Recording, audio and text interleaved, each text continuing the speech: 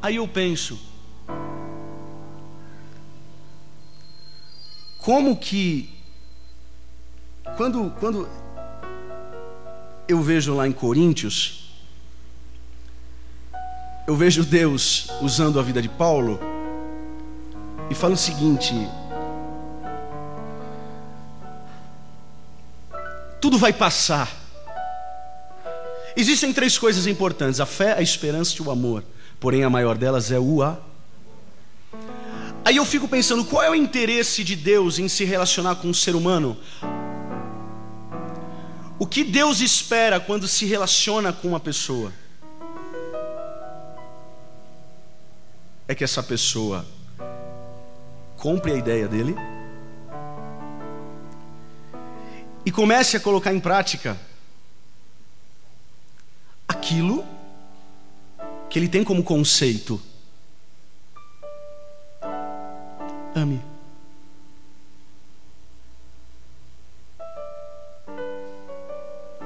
Jesus resumiu o negócio seguinte, ó: ame a Deus acima de todas as coisas e ame o seu próximo. Eu não vejo o interesse de Deus em fazer com que... Eu não estou falando na questão que ele só tem esse interesse, não estou falando disso. Deus tem vários interesses conosco, mas eu quero falar no top. O interesse maior de Deus em fazer um tipo de relacionamento é que nós amemos. Amemos mesmo que a probabilidade de traição do próximo seja do tamanho do mundo.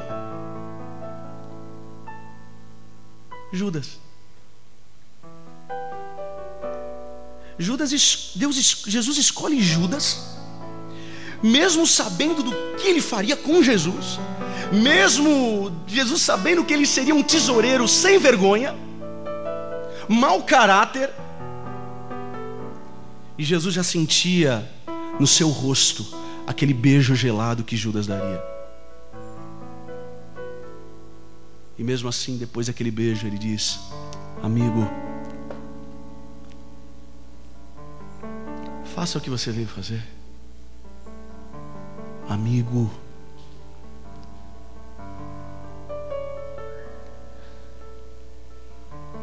Pensando em tudo isso, eu não quero que você concorde comigo se você não... Mas se ser mais espiritual é você ter o top do conceito de Deus, que é amor, e ser mais humano também é o top de amor, o meu conceito de ser espiritual e ser humano é o mesmo.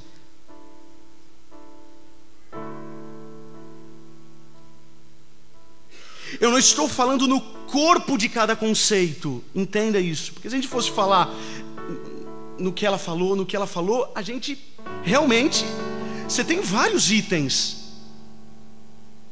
O mundo espiritual, você tem várias coisas que a gente pode ficar conversando, mas de tese, de uma maneira genérica. O top de ser espiritual, o interesse maior de Deus para com o ser humano é o seguinte: ama aí. Eu provei na cruz que te amo. Sabe qual a tua prova de amor para comigo? Ame o cara que está ao seu lado aí, ó. Pronto. Você amando ele, já está provando. Tão legal, estamos 0-0.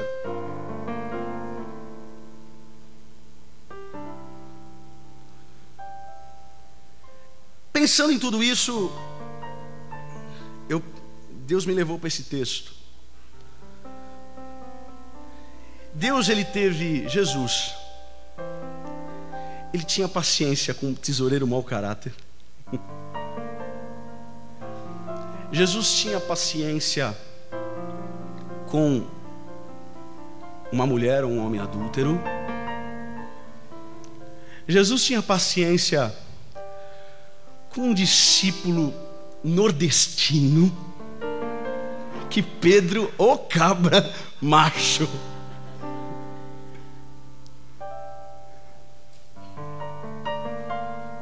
Jesus, ele sempre foi o rei da paciência, ele é o rei da paz, é o príncipe, é tudo de bom. Mas se tem alguma coisa que incomodava Jesus, ele não conseguia ter paciência, era com o religioso. Você queria tirar Jesus do sério, é quando aqueles religiosos chegavam para ele com aquela cara de sabonete. Tanto que tem uma hora que ele fala assim: ô seus, você é um caixão, você é um sepulcro, raça de víbora. Você não vê ele dizendo isso com Judas? Judas ele chamou de amigo. Mas com religioso,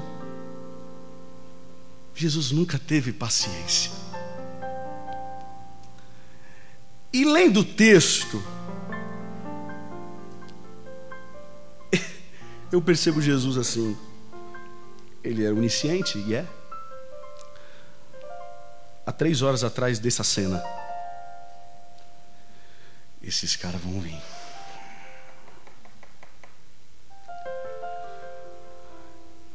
Eles estão chegando. 10 minutinhos, ele... E a Bíblia fala que ele começa a escrever no chão. Eu não sou tão assim ao ponto de dizer o que Jesus estava escrevendo, porque tem uns pastores, tem uns pregadores que já decifram o que eu nem quero entrar nesse assunto. Mas eu imagino que o dedo de Jesus naquela terra era...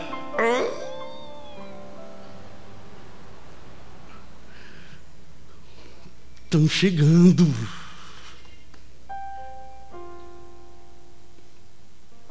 Tanto que a Bíblia fala que... vamos ler. Melhor, né?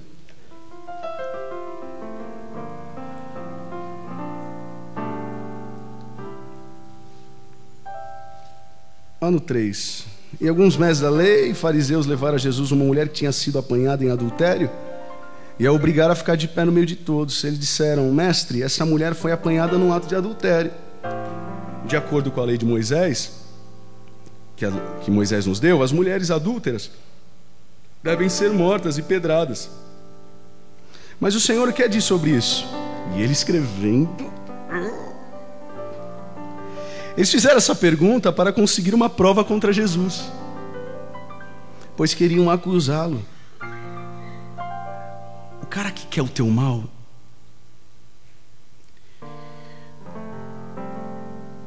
ele quer sempre chegar como um bolo de prestígio, mas por dentro é um churros muito mal feito.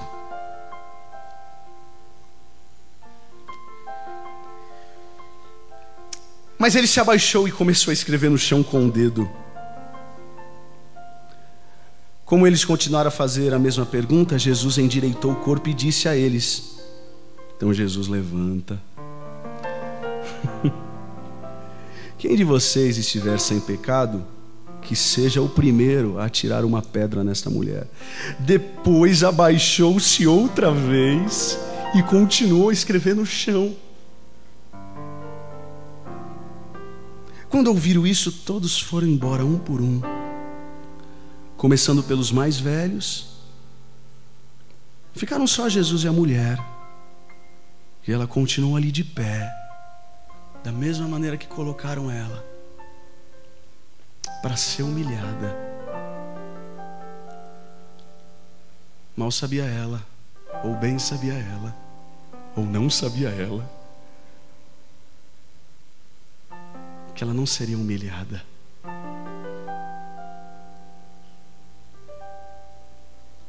Pessoal, nessa fase do meu pai,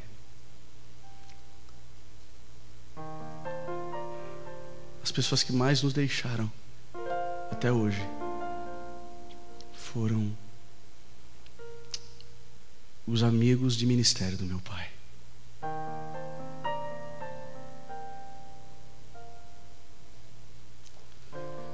Igrejas que convidavam meu pai, e e não fazem nem a mínima de ligar e dizer: como está?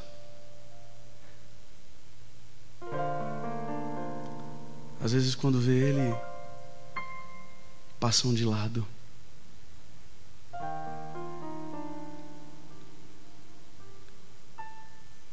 E para nós é uma humilhação, porque ele não consegue falar direito. Ele fala 2 palavras: em nome de Jesus e Deus. O Espírito Santo está quase lá. Ele fala outras palavras, mas: pastor, está tudo bem? Deus é Deus, é Deus. Pai, vamos almoçar? Em nome de Jesus. Se ele estivesse aqui, vocês iam ver. Ele estaria agora dizendo: Deus é Deus, é Deus, é Deus, é Deus.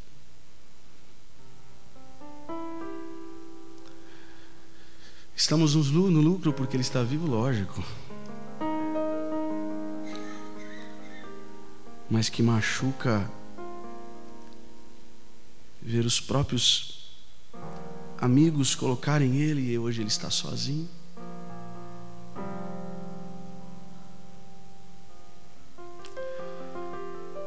Humilhai-vos na mão de Deus, e ao seu tempo ele exaltará. Imagino que aquela mulher, talvez despida, ou talvez alguma disse: coloca esse negócio aí.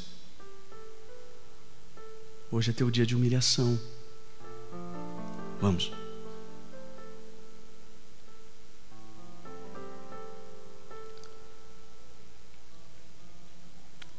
Quando eu vejo essa cena, eu tenho a minha dúvida.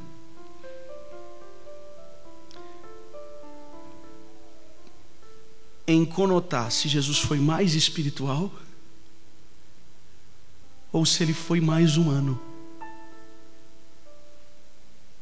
Por isso que a minha opinião nessa aula para vocês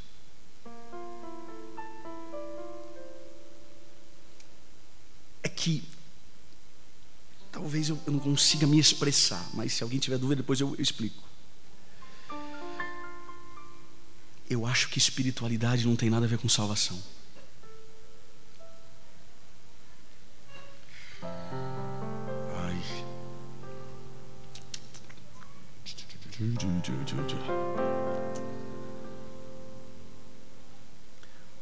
Porque se alguém compra a ideia de que o amor é o interesse maior de Deus e vive essa prática, talvez ele não consiga a salvação por não estar crendo naquele que morreu e naquele que venceu e ressuscitou. Mas se ele compra a ideia amor, que é o amor, e converte isso em relacionamento, na minha opinião, num culto de domingo eu nunca pregaria isso, não deixaria todo mundo com dúvida, mas aqui a gente pode conversar. Eu não consigo linkar dizendo que o cara que é espiritual é um cara salvo, porque eu posso ter uma prática de espiritualidade, eu posso ter uma prática de humanidade, mas não ir para o céu.